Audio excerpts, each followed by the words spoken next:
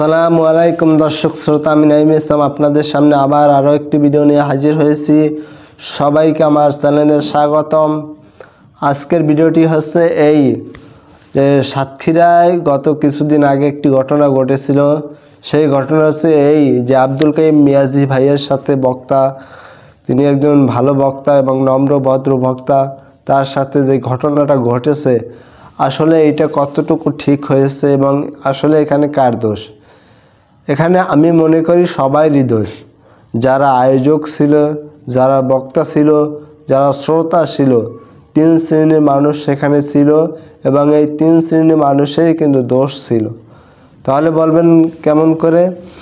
দেখেন, আমাদের দেশে যে মাহফিলগুলো হয়, সাধারণত এই মাহফিলগুলো কিসের জন্য হয়? এক নম্বরে যারা মাহফিল করে, যারা রাজনীতিবিদ, তারা করে।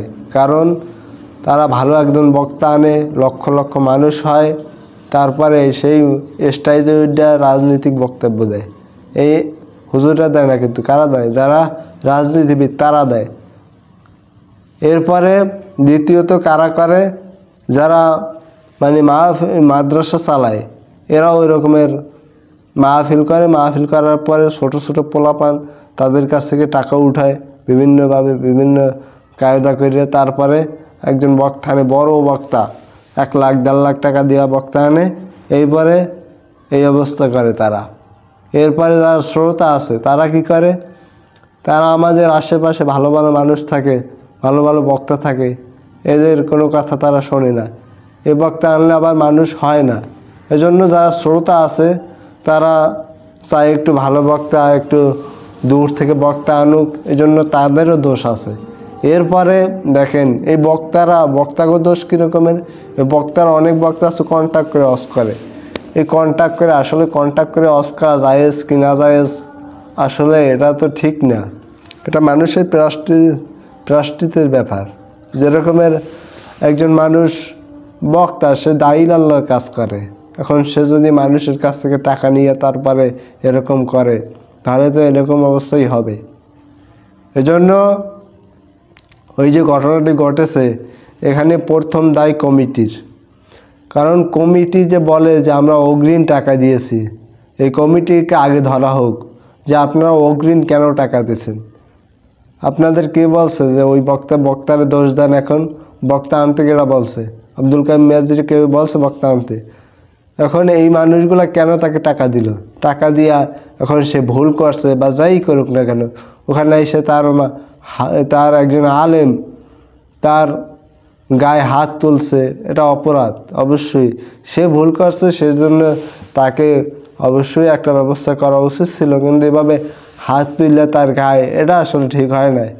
তো এই জন্য, আর দ্বিতীয় কথা হচ্ছে যারা বক্তা, তাদের এগুলো করা উচিত না। তাদের কিছু কিছু মানুষ আছে, তার কাছ থেকে শিক্ষা নেওয়া উচিত। যেরকমের আল্লামা দেলোয়ার হোসেন সাঈদী ওয়াজ করত, কোথা থেকে একটা টাকা অগ্রিম তিনি নিতেন না। তার হাতে যে কয় টাকা দেওয়া হইতো ওই কয় টাকাই তিনি নিতেন।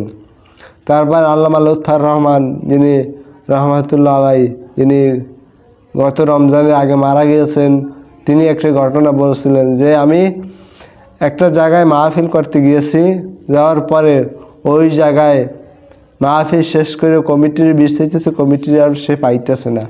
তো হুজুরের গাড়িতে একটু উঠতে লেট হইতেছে, এই জন্য মানুষ ওদিক থেকে ভিড় হয়ে আসছে, মানুষ জড়ো হইতেছে।